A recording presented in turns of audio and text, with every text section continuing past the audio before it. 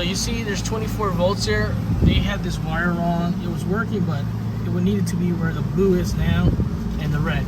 So we're gonna test the smoke detector right now and see at 24 volts. I'm gonna go back to the smoke detector with this. I'm gonna leave this magnet right here so they can test it. You put it right here, it's gonna put it in alarm. See the red light? It went into alarm. Now he's gonna lose 24 volts over here because it turned off the unit. So we're working good.